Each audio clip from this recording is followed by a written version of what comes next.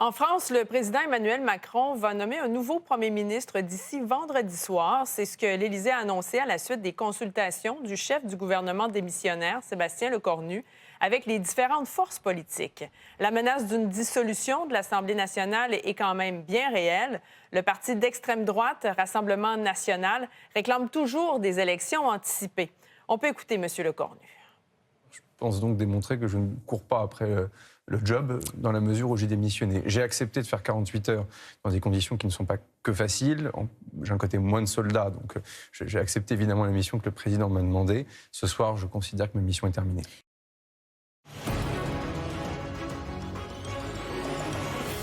Je vais aller voir ce qu'en pense notre collaborateur Stéphane Bureau, que je rejoins à Paris. Bonsoir Stéphane. Bonsoir, Audrey. Donc, c'est toute une crise politique que traverse la France actuellement. J'ai l'impression qu'on n'est pas prêt de s'en sortir. Non, et si on était dans Astérix, je dirais ils sont fous ces Gaulois. Puis si on était au cinéma, je ne sais pas si tu te souviens de L'Aventure, c'est l'aventure où des bandits un peu anarchistes avaient pour devise la clarté dans la confusion. Bien, ce soir, c'est la confusion dans la confusion. Pour parler en bon québécois, c'est le bordel. Celui qu'on voit à l'écran, c'est le premier ministre qui a été désigné il y a à peu près un mois. Dimanche, ça faisait 26 jours précisément qu'il était en place. Il nomme son cabinet et à peine l'avait-il fait qu'un membre de sa coalition dit « J'ai plus envie de jouer dans ton film », dit « On va y repenser, on sera peut-être pas là ». Lundi matin, il est allé remettre le premier ministre sa démission au président en disant « C'est pas jouable ». En après-midi, le président le convoque en lui disant « Peux-tu me rendre service, s'il vous plaît, en 48 heures ». Essaie de rabibocher tout ça avec de la broche à foin, mais la France a besoin de stabilité, trouve une solution. Il dit « Correct, patron, j'y vais », en annonçant à tous qu'il ne sera pas le premier ministre, que pour lui, c'est fini, mais qu'il tente de trouver une solution. Et je t'explique l'équation. À l'Assemblée nationale, 577 députés aux extrémités, la droite et la gauche, qui ne veulent absolument pas de solution, veulent la dissolution. Ils veulent de nouvelles élections parce qu'ils sentent, les deux, qu'ils ont le vent en poupe. Au centre, quelque chose qui ressemble à 9 partis qui ne veulent pas travailler ensemble, mais qui aujourd'hui disent qu'il faut trouver une solution parce qu'ils ont la trouille. Ils ne veulent pas d'élection. Donc, le premier ministre démissionnaire, ce soir, rendait ses conclusions au président en disant « Je pense qu'on peut trouver, puisqu'il y a une majorité qui ne veut pas d'élection. » Il a remis ses conclusions.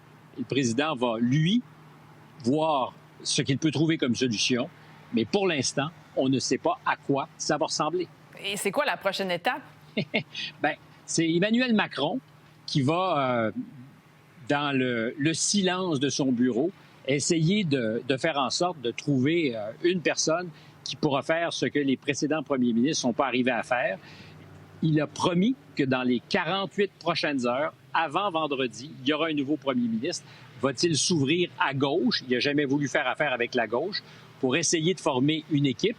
Là où, encore une fois, personne n'a vraiment réussi dans le passé récent. Donc, réponse dans 48 heures ou un peu avant. Quoique demain, c'est la panthéonisation, donc cérémonie très officielle, où entrera au Panthéon un célèbre ministre de la Justice qui a mis fin à la peine capitale ici en France. Fait que je doute que le président, qui va être aux premières loges, voudra demain annoncer quoi que ce soit. Ça risque d'être vendredi. Et qu'est-ce qu'il faut déchiffrer, Stéphane, en terminant de ce qu'a dit le premier ministre démissionnaire ce soir?